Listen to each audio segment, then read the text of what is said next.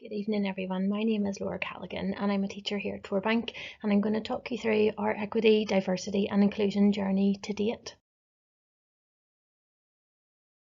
I'd like to look at some EDI related teacher professional learning that we've undertaken, the resources and provision that we have invested in, the terminology that we are using and rolling out in that policy. Have a look at the policy that's been submitted to you as governors that hopefully you will review and ratify, and then look at how we're going to implement that policy and move forward.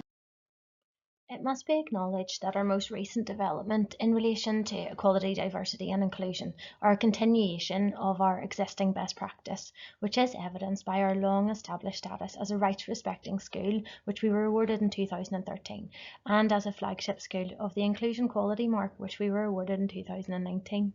These awards recognise how children's rights, as outlined in the UN Convention on the Rights of the Child, underpin all that we do as an educational setting, where we work tirelessly to help our pupils thrive, believe and succeed. We fulfil Article 29. Our educational provision helps develop each child's personalities, talents and abilities to the full. We adhere to Article 2. Our pupils are protected from all forms of discrimination within our setting. Article 12. Our pupil voice is expressed and valued, for example through PLPs and the Student Council. And Article 23, where our pupils are enabled to be active participants in their community, for example through shared education and work placements. The most recent IQM flagship assessors evaluation reported that the school can and do play a pivotal role in raising employment aspirations and expectations of their children and young people. It noted that we have a long-standing commitment to accessibility and technology, not just to ensure no one has a limit on what they can accomplish, but also to leverage untapped potential. And it also stated that Tor Bank continues to be a beacon of inclusive practice within the special school sector, that our leadership has an inclusive, ambitious and aspirational vision for our school, and that our inclusive ethos is apparent in the curriculum, the lessons and the resources. In other words, we have an inclusive ethos which is reflected in practice. We work to identify and address barriers to learning so disadvantage is minimised and all our learners are enabled to participate meaningfully. We demonstrate indicators of effective EDI practice as outlined in the new ETI framework for inspection. This EDI policy is a formalisation of our practice and our ethos. To further develop our inclusive provision, we have embarked on some EDI specific professional development. In 2022, I completed a professional development course, and as part of this, I looked at exploring, evaluating and enhancing EDI in our setting. One action point was to review and develop existing EDI related planning and provision to enable a wider range of EDI related teaching and learning. This led to whole staff EDI training in June 2022. This training included what is EDI, the key language and terminology, challenges and barriers faced in implementing it, what does EDI good practice look like for us, an overview of key elements and strategies for delivering it, and also developing intercultural competence. This has allowed us to move beyond comfortable and familiar festival-based EDI like Chinese New Year, and it has enhanced staff awareness and confidence to deliver a wider range of EDI provision. Another point of action identified during my course at Stranmillis was to audit and evaluate EDI resources and carry out informed procurement of resources to enhance EDI play and learning. This led to investment in a range of representational play resources. Our school population, as with the wider Northern Ireland population, is becoming increasingly diverse. Our 2024 pupil population has a 10.82 minority demographic, and it is imperative that these pupils see themselves represented in resources, stories and the curriculum. We must also help all our pupils to understand and value people and communities beyond their immediate experiences. We have purchased play resources that represent different ethnicities, syndromes and differently abled communities. Further funding was invested in EDI related books. An EDI lending library was created and all classes were given a brief synopsis of the books to highlight how they could be of use in delivering learning in relation to equity, diversity and/or inclusion. These books were carefully selected to represent our pupils. For example, the Pablo book includes ASD, Proud to be Deaf, My Hair for pupils from a BAME background, but also to foster discussion and learning regarding more mature aspects of EDI for our senior and more capable pupils. For example, Wishes looks at immigration, My Daddies looks at sexuality, My Mosque looks at other religions, and Say Something is about speaking up against injustice. Another development has been our EDI calendar. Each year an EDI calendar is compiled and circulated to staff to ensure staff are aware of the extensive range of opportunities to include EDI in pupils' lessons and learning. For example, the equity and fairness can be looked at through Fair Trade Fortnight, awareness of genetic conditions and celebrating the achievements of those living with such conditions can be done through Genes for Genes, and Odd Sock Day in November as part of Anti-Bullying Week can look at inclusion and fairness. Staff training and awareness alongside investment in relevant resources has enabled informed planning and provision. Our aim is the integration of EDI themes into schemes of work in a way that is relevant and meaningful to each class. A significant consideration when delivering EDI teaching and learning is terminology. Staff training included an introduction to key terminology and language, which has helped ensure that we use current approved language that shows we value and respect those communities, groups and individuals that are being discussed and talked about. It must be noted, however, that some terminology is more fluid than others, and we should be mindful of updating our language as required. As well as considering terminology, we must make clear what we mean by EDI by stating key definitions. These definitions are included in our policy. Whilst diversity is straightforward, equity and inclusion are more contentious. You'll note that our policy uses equity. This terminology was selected following much consideration. The most recent EA documents and guidance use equality.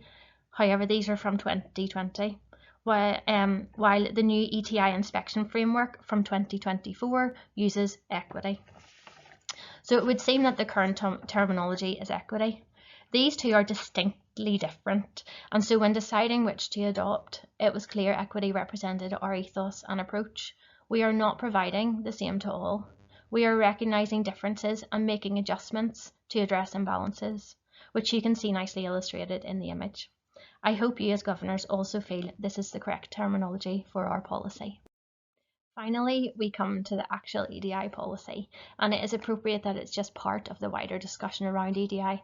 The policy follows the standard format, and the content was informed by all I've outlined already, and by key national and international legislation, policy, research and guidance. So I'd like to just draw your attention to the key sections and content. Section 1 makes clear that we already provide an inclusive learning environment, that we actively celebrate diversity and promote equity and fairness for all. It affirms that Tor Bank is enriched by our diversity and that we are committed to creating a safe, welcoming environment for all where differences are respected.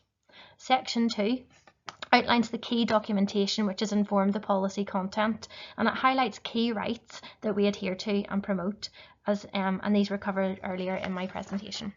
It also lists prohibited conduct to identify discriminatory behaviour that is unlawful under the Equality Act 2010.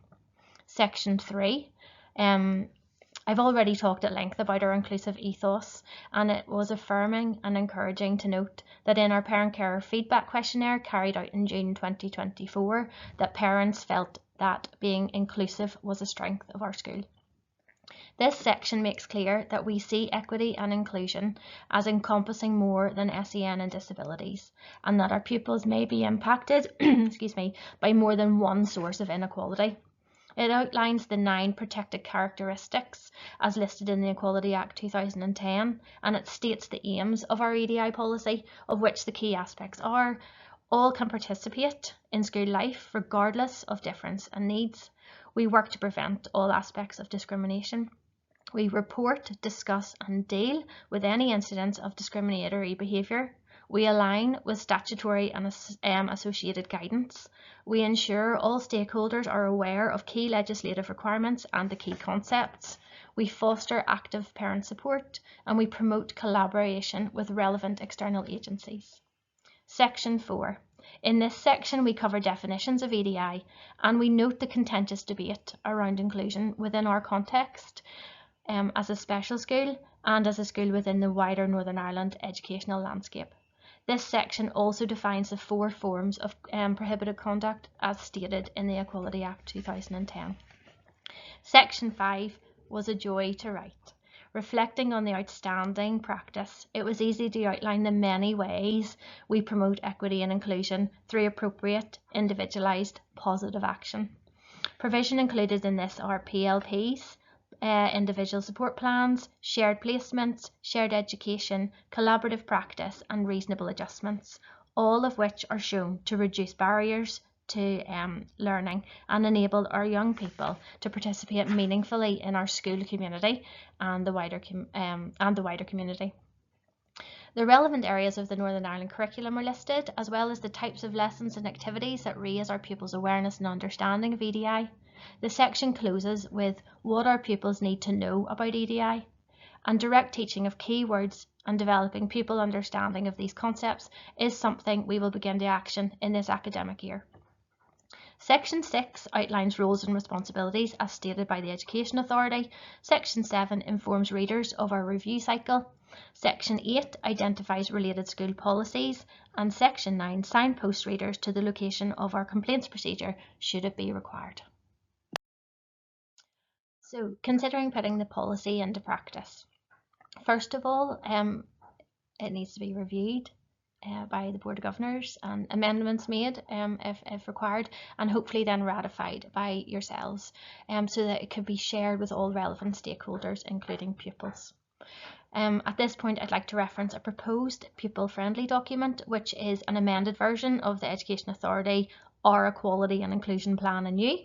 It has been written with reduced language and augmented with symbols to hopefully enable our young people to access it and understand it, and to be meaningful to them.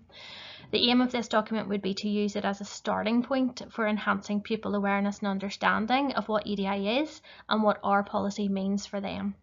Feedback from you as governors would be most welcome. Thank you for your time, and I hope the policy meets the requirements.